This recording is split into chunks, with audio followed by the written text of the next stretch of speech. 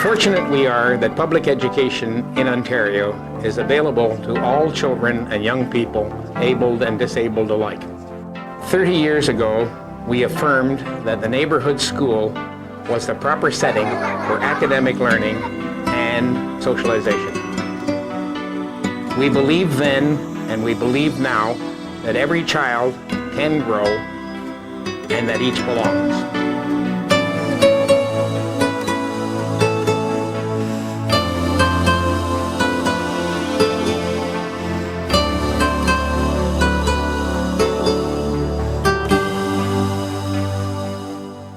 Each is a unique person with something to give and something to gain from the community of the school.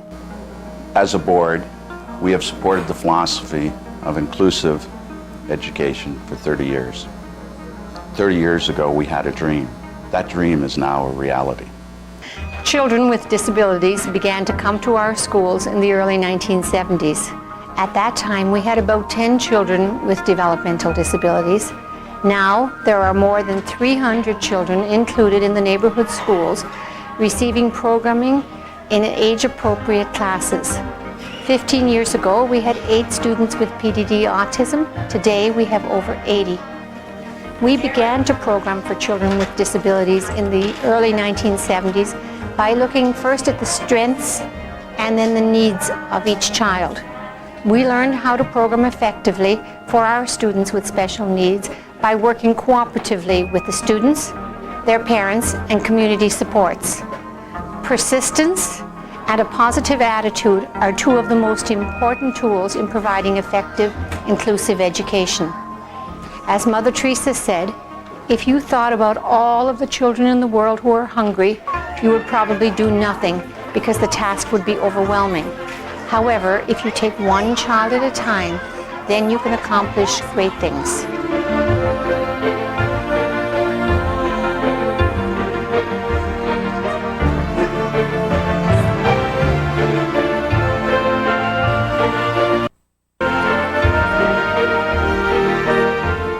We have seen exceptional students accomplish what would have been thought as impossible 30 years ago.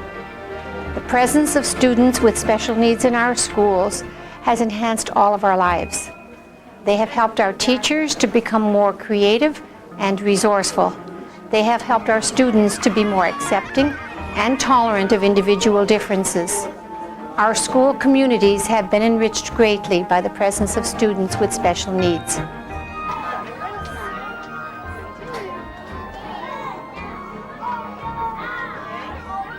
Almost 25 years ago, when I was teaching grade 1, the idea of inclusion, that is all students attending their neighborhood schools, was new. We didn't know how to accommodate for the needs of some students, and perhaps we were frightened by the whole process, frightened by the unknown. But today I can say with all honesty and conviction that St. Clair School is a school where each belongs in every sense of the word. That's not to say that things are easy. But with the dedication and professionalism of teachers, support staff, and administrators, good things continue to happen in inclusion. Chocolate. How many people like chocolate? There's a wide range of abilities in this room because I have some children who are older and some children who are not yet 4. So this classroom setting is really a good place for special needs children because they are one of many children who have varying abilities. And I'm able to fit these children into the different activities quite easily because I know there will be groups of children who aren't able to do certain things. I can concentrate on them. There are other children who are a little more capable of doing things, but most especially the socialization that takes place in this classroom is just conducive to tolerance and acceptance because intolerance just isn't acceptable here. We're all part of a school family. We've been integrating students into the drama program here for about the last 10 years. I think I can really selfishly say that I think I've gained more from some of the students that I've had in drama than maybe they've gained from taking drama.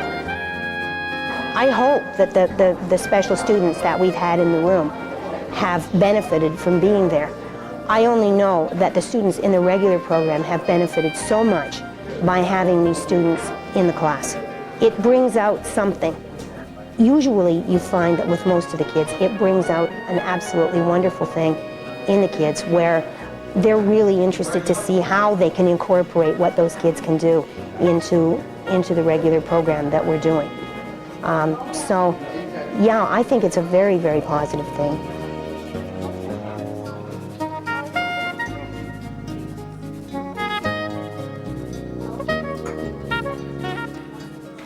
In inclusive settings, one of the most isolating disabilities can be an inability to speak. However, students who cannot make themselves understood through speech are not left out of our school community. By supporting communication with sign language, pointing to picture symbols, or pressing keys on a voice output device, these students are able to participate more effectively in their educational program and social interactions. Along with the non-speaking students, peers and teachers are also trained in these techniques.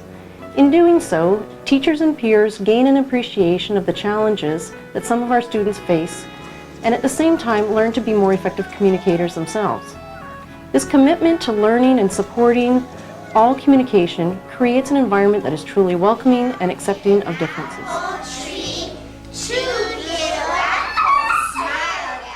When I came to grade 9, I had the usual fears any teenager has when they enter high school, that I wouldn't be accepted, or maybe because how I look, people wouldn't like me. But I guess my fears were intensified because I was in a wheelchair. I was worried that people wouldn't be able to look past my wheelchair, and for the first little while, but I thought it was going to be like that, because I'll be honest, I didn't like myself.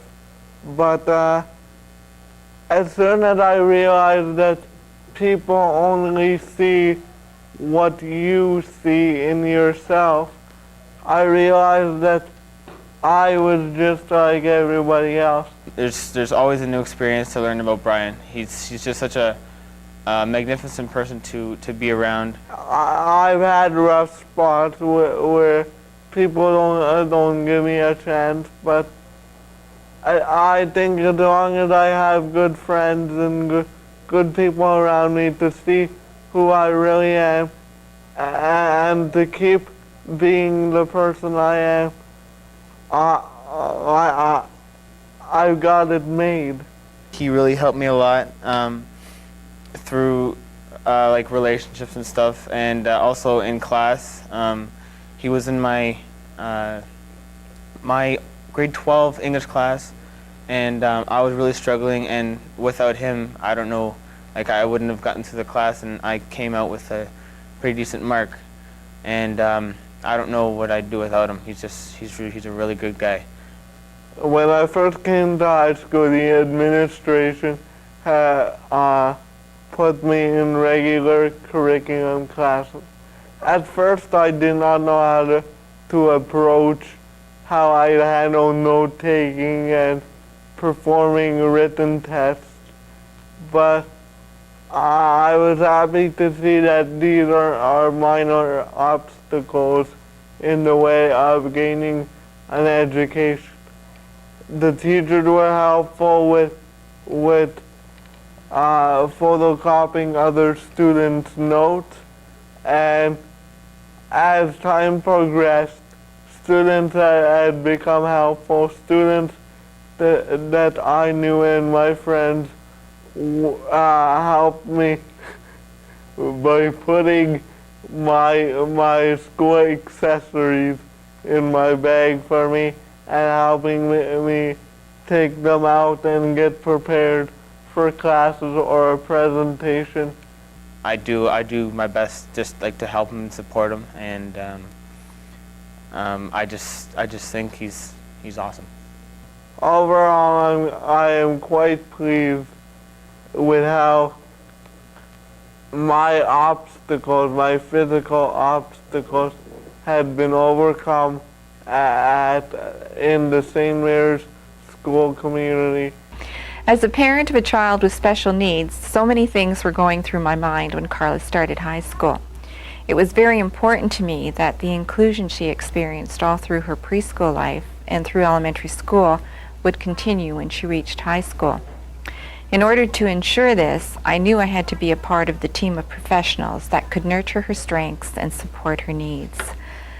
Once into high school, it was time to start thinking about the future.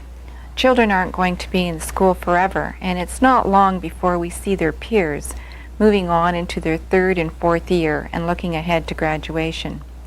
As a mom, you begin to think, what will my son or daughter do? All children, no matter what their abilities, can contribute to the community. Again, it was important that the inclusion they were so much a part of continue into the community. When we begin to think about transition, we need to think about the people that need to be involved. We have to look at the individual's strengths and interests, looking at what kind of abilities will allow them to be a part of an inclusive community. My job is to facilitate them with on-the-job training, so it's a work placement where I get them in different places. And every semester I try to get the kids with a different program or a different placement, so they're learning more each time. And by the end of their 4 years career in the school and with me, hopefully they have picked up something and also got a job by their term, when they finish school, so they have something to look forward to once they're 21 and they finish school. Transition for children with special needs really begins in the first year of high school, and in a sense, it never really ends, because in fact, like everybody else, life goes on. But what will always be is that sense of community and acceptance they developed in high school through inclusion.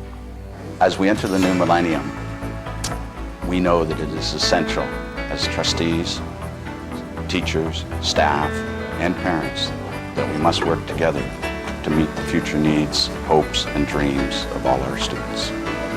As a board, we have been blessed with principals, teachers, educational assistants, support staff, parents, and children who support the philosophy that each belongs. A school that respects and honors differences. A school where each pupil, staff member, and parent belongs is a worthy place, a safe place, a productive place.